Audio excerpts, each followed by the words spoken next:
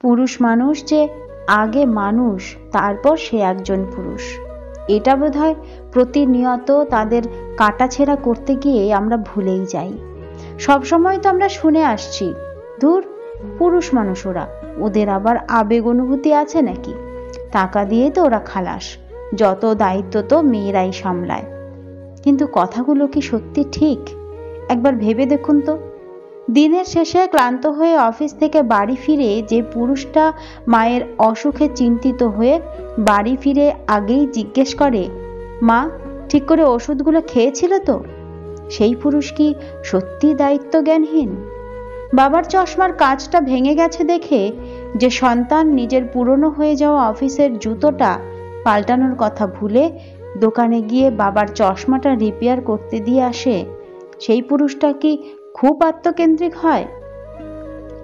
দুপুরের টিফিনের মাছটা আজ অসাধারণ টেস্ট হয়েছিল জানো তো, কথাটা বলে অফিসের হাজারো ব্যস্ততায় যে পুরুষটি স্ত্রীকে একটা ফোন করে তার মুখে হাসি ফোটাতে ভোলে না, কিংবা তোমার মাইগ্রেন আছে সময় মতো খেয়ে নিও কিন্তু তুমি, এই বলা পুরুষটা কি সত্যি খুব আত্মভোলা হয়? স্ত্রীর মায়ের অপারেশনে যে জামাই অফিস থেকে বসের চোখ রাঙানি উপেক্ষা করেও দুদিন এক্সট্রা ছুটি নিয়ে রাত দিন হসপিটালে বসে থাকে, সেই পুরুষটাও কি শুধু নিজেরটাই ভাবে?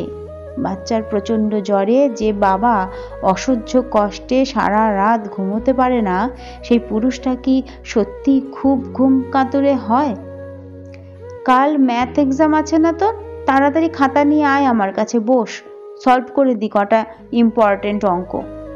সারাদিন হিসেব মেলাতে মেলাতে ক্লান্ত হয়ে যাওয়া বাবাটিও নিজের সন্তানের ভালোর জন্য আবারও হিসেব করতে বসে পড়ে।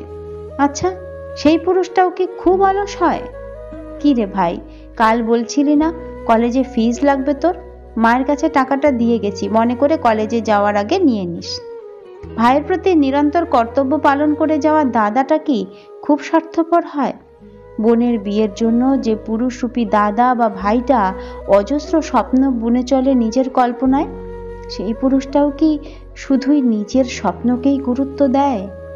সমবয়সী হওয়ার কারণে যে প্রেমিকের প্রেমটা ভাঙনের প্রায় কিনারায় দাঁড়িয়ে থাকে, প্রেমিকের জন্য ডাক্তার ছেলেটা যখন প্রেমিকার বাড়িতে পছন্দের প্রথম লিস্টে, আর সেই প্রেমিকের ভবিষ্যৎ তখনও অসুরক্ষিত, সেই ছেলেটা বুকে পাথর চেপে একদিন গোধূলি বেলায় প্রেমিকার হাতটা ছেড়ে দিয়ে আসে, শুধুমাত্র তার ভালোবাসার মানুষটা ভালো থাকবে এই আশায়।